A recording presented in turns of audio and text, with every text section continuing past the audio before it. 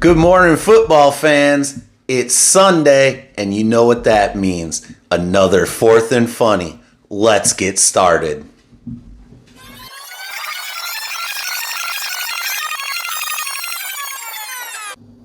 Happy Football Sunday, guys, and welcome to Fourth and Funny. I'm your host, Jake Mattis. Let's dive into the 4 topics that I found interesting about the NFL heading into week number 11. Let's get started with first down. The Giants have fired head coach Brian Daboll, and I believe Mike Kafka is his name, will be taking over. On top of that, they'll be starting Jameis Winston this Sunday at quarterback. So we'll see how that shakes up. With Brian Daboll being fired in New York, that now leaves a few weeks left here in the season. Who's gonna be next? I feel there's a few people still coaching for their jobs at this point, but it'll be interesting to see the names that pop up for that Giants job. Bill Belichick has already said that he is committed in Chapel Hill and wants to stay with the UNC program, and that's where his focus is. So he's already taken his name out of contention for the Giants job. We'll see. There's a lot of coordinators that always get a lot of buzz.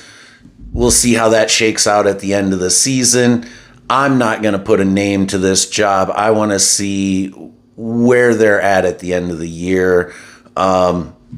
It'll be interesting to see where they go with the direction of their next head coach hire. Is it going to be an offensive guy? Is it going to be a defensive guy? Maybe a special teams guy. They tried that once. What was it? Joe Judge from the Patriots. Wasn't he a special teams coach or something like that they had brought in to see if they could spark life there? But it looks like they might have that young core, that young trio of Jackson Dart, Cam Scattaboo if he gets that wheel right for next season, and then Malik Neighbors if he doesn't force his way out of New York. But being that he's young, he may want to stick around and be a part of whatever they build next there. Let's get into the second topic for this week that I personally have a little bit of a connection to. So let's put the Dan Campbell specs on and start talking about Dan Campbell taking over play calling duties in Detroit. Didn't not see this coming. The John Morton experience as an offensive coordinator was not going well. The offensive line was having a lot of miscommunications. Yeah, they had a few games where they really took it to some teams, but I don't necessarily put that on John Morton. I think that also was the caliber of teams that they were playing, and an overall game plan. I think that the Lions tend to go into games very well prepared, but then when that game plan falls apart, sometimes it's hard to make those in-game adjustments, and I think they've gotten better. But they're also a very rhythm team. They like to do what they do. They get a hold of you, and Dan Campbell even said it. They get a hold of you and they drag you out to the middle of the ocean. That's all they do. Once they get a hold of you, you're along for the ride. But when teams jump out on them and put them behind the sticks, like they kept getting into second and long, third and long, a lot of penalties on that offensive line. Hank and the boys are tightening that up. There's still a lot of shuffling there. But Dan Campbell calling those plays, he said it in his press conference, and it didn't get a whole lot of mention, but he said, I know what I want out there. I know the rhythm. I know what we're looking for.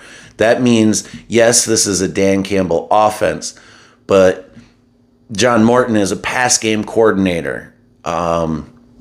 With the Broncos, he's bending that Sean Payton tree, same as Dan Campbell. It comes from that lineage of, as we say in sports, that coaching tree that started with Parcells. It was Parcells, and then Sean Payton. Now it's guys like Dan Campbell and Ben Johnson, and these branches are starting to branch out. But Dan Campbell taking over the play calling duties, yeah, he may have basically tried not to stir the pot and pull an Anthony Lynn and fire him mid-season. I don't know if John Morton will be with the Lions come next year. We'll see what his contributions are to the team, and he's admitted in press conferences this week that he still enjoys his job. He knows what Dan asked of him, and again, you can't take a step back. So here we are, where Dan says he intends to call plays throughout the rest of the season. So get used to seeing the sexy specs on the sideline, and the ladies have been going wild over it. So that was second down, guys. Now let's move into third down. Moving over to the AFC, and let's talk about the New England Patriots. The New England Patriots, are they pretenders? Or is Drake May really the prophet that they feel he is in New England? A lot of comparisons lately to Brady. And I want to put a stop to those conversations right now. Brady's a one of one. Don't compare him. Brady was taken in the 7th round. This guy was drafted way, way, way, way earlier. Stop comparing him. If you want to compare Brock Purdy, that's a little closer, and we'll see what that looks like, because it sounds like Brock Purdy's starting this weekend in the San Francisco game. So back to the Patriots, though. They had Gerard Mayo. That experiment didn't work out. They bring in the man that played on a lot of those Tom Brady teams in to coach and take over that team, made some changes. They've got Stephon Diggs on that offense. They're still searching for a bit of a running game, though. We'll see. They have their hits and misses, but I think with that strong passing game, it also opens up a little bit more of a running game. I wouldn't have been surprised if they made a move for a running back at the trade deadline. But I'm still not sold on the whole Drake May for MVP. Look at the teams he's beaten. I don't have my statistician pulling up stats for me yet, and I just know that it's not been a lot of great teams. There's been some backups. There's been some really depleted teams that they've played on top of teams that just are not that good. Are the Patriots better? Yes, 100% better than what they've been. But are they where they need to be to recapture that division away from the Buffalo Bills and Josh Allen? We'll see. The schedule still has to, as John Jansen likes to say, it's got to play out. So if Drake May can keep these numbers up, okay, it's cool. But I think there are other more deserving MVP conversations to have out there. Now, that was third down. Let's move on to fourth down. Because why not? That's what's after third down. All right, guys. We talked about New England trying to take over that division. How about baffling Buffalo Bills? What is up with this? We went from Josh Allen on, let me take you back to week 1 when it was Josh and Lamar having that up and down battle, running it up and down the field, just lighting it up. It was the most exciting week 1 game. I'd watch that every week. I don't know that I'd watch the Buffalo Bills every week the way they're playing now. The Buffalo Bills have not been playing very well.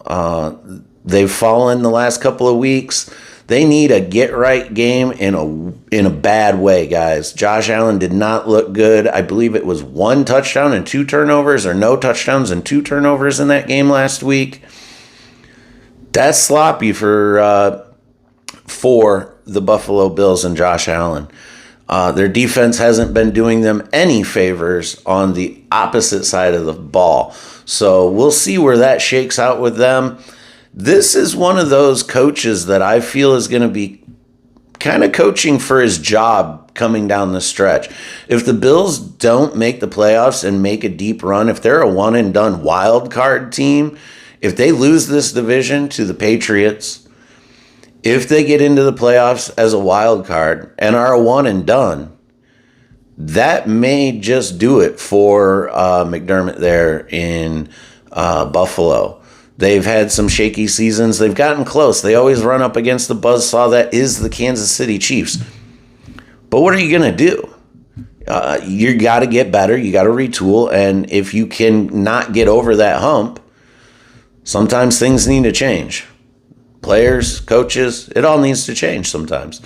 I'm not calling for major changes. I'm just saying that the head coach there in Buffalo could be coaching for his job if Buffalo can't seem to get this right going down the stretch and heading into the playoffs and recapture that division back away from the surging New England Patriots. All right, guys, that's been the 4 downs. That's been the 4 topics from around the league that kind of just piqued my interest, and I thought I could have a little conversation with you guys about. Let me know what you think down in the comments about these 4 downs this week in the NFL. What are your thoughts? Do you think who's going to be the next head coach in Buffalo? You like Dan Campbell calling the plays in Detroit? What about the Patriots? Is Drake May the prophet, or are they pretenders? And what about being baffled in Buffalo? What's up with Josh Allen? Where's that MVP form? Let's go. Get it back. Come on.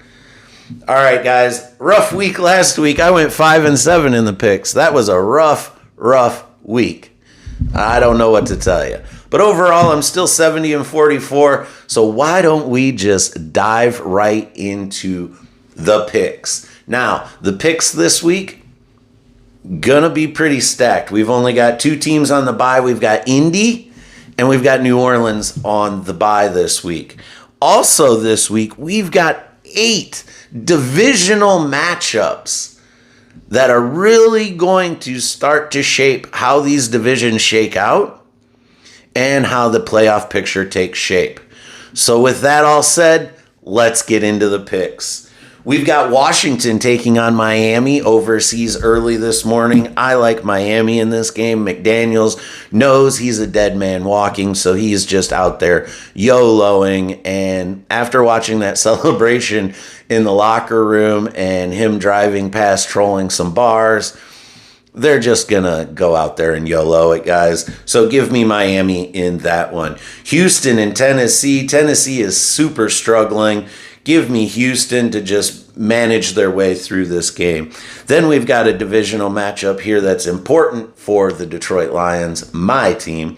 The Chicago Bears taking on Minnesota. This one, I need Minnesota to win. Chicago is going to hang tough. It's going to be a dogfight in this one, but I think Minnesota is going to still pull it out. We've got surging Carolina Panthers taking on the Atlanta Falcons in another divisional matchup. This one will be interesting to watch. I've got the surging Carolina Panthers to continue on that path upwards and take this one from Atlanta. Then we've got the Green Bay Packers taking on the New York Giants. The Giants just fired their coach. They may have that little bit of bounce back, that little bit of sparkle life. Jameis Winston, new quarterback. We haven't seen him out there slinging in a while. So, I don't think it's going to work. Unfortunately, I'd love to see the Packers lose, but the Packers take this one from the G-Men. We've got the Chargers taking on Jacksonville. Give me Harbaugh and the Bolts. Cincinnati taking on Aaron Rodgers and the Pittsburgh Steelers. Trey Hendrickson is out. The Cincinnati offense may be able to run some points onto the board. This one may be a 1st to 20 or 1st to 24. I like Aaron Rodgers to outlast that defense this week. Give me Pittsburgh. Now we've got Buffalo needing a bounce back, taking on Tampa Bay. I still think that Buffalo can get this ship righted and get on the path to do what they need to do in the postseason. Josh Allen has matured. He doesn't seem to make as many mistakes. He plays a little smarter ball, even though he's had a rough couple of weeks. Give me Buffalo in this one. Another important divisional matchup, more so for one team than the other, is San Francisco taking on Arizona. We've got Brock Purdy returning to the lineup this week. We'll see how he shakes off that rust, but it's not so bad to shake that rust off when you're playing the Arizona Cardinals, who is going to be without Marvin Harrison Jr. So give me San Francisco in this one. And this is NFC West Division Games Round 2. We had it last week. We're going to do it again this week. Run it back. We've got Seattle taking on the Rams in another divisional matchup. I like Matt Stafford to take this game. Sam Darnold is playing well in Seattle. Mike McDonald may be a top candidate for Coach of the Year, taking that team and doing what he is doing with it in that tough division. But give me the Rams. Then we've got another divisional matchup. Kansas City taking on Denver. Denver's a little banged up. Their defense is hurting. They've got some receivers banged up. Bo Nix, I don't know if it's going to be enough for him to carry the load. So give me Kansas City. Keep that freight train rolling. That defense is looking tough. While the offense seems to be clicking with all their parts and pieces back, give me Kansas City to take this one and start to gain some ground back in the NFC West.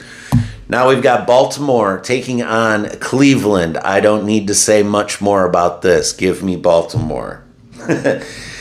Then on Monday Night Football, we have the Dallas Cowboys taking on the Las Vegas Raiders. Again, this is one of those Monday night games that's probably not going to be that exciting or theatrical. Could end in a tie. We'll see how it goes. But I like Dallas to take this game. The Raiders, they're still just searching for that identity out there in Vegas. They don't have an identity yet. Geno Smith is not that guy. He played well in Seattle. I think that was due to system and weapons around him. He doesn't have the amount of elite weapons he had in Seattle, so he's going to struggle. That team's going to struggle, and that's where they're at. So give me Dallas in that one. I did skip over the Sunday Night Football game. That is my Detroit Lions taking on Philadelphia. I don't normally pick my team games. It's not something I like to do. It makes me uncomfortable. I know in my heart and my head where I'm at with my team, and I know going into a game where I'm at. I don't necessarily like to say it out loud. But let's take a look at this Sunday Night Football, Detroit versus Philadelphia. In this coaching cycle that these two gentlemen were hired in, this news I got from Adam Schefter's report on one of the social medias. But this was interesting to see. Of 7 head coaches hired in the 2021 hiring cycle, the only 2 coaches left are Nick Sirianni and Dan Campbell. And they go head to head. We'll see how this one shakes out. Sirianni's been to a couple Super Bowls, won one. Campbell's should have been to 1. I will say that. Should have been to 1. Should have been to 1. It hurts. Still. But at the beginning of the season, we picked the Detroit Lions to go 11-6. I still stand by that 11-6 record. I did get some flex games in there because there were a few that we got that I didn't think we'd get. But I still like the Lions to get this game. I think it's going to be a lot closer. Again, with a lot of these games with these teams, it's going to be a race to 30 points. You can't leave points on the field. You have to get every point you can. Make every bit of your possessions Whatever Philly did last week, what was it on Monday night, where it was punt, punt, punt, fumble, punt, punt, punt. You can't be doing that. We can't be 10-7 at halftime. No, you need to get 21 points in the first half. That's my thought. 21 points in the first half, you'll be sitting all right. Lions, we're doing it without my boy Sam Laporta. He's got a little back injury, went on the IR, so find some other weapons and some other tools, and let's find a way to stop the tush push. All right, guys, that's been the picks. That was our 4 downs. We ready for it? Here we are, week 11 in the NFL. Let's enjoy the games, guys. Until next week, I've been your host, Jake Mattis. This has been Fourth and Funny, a Couch Potatoes production. Have a good one.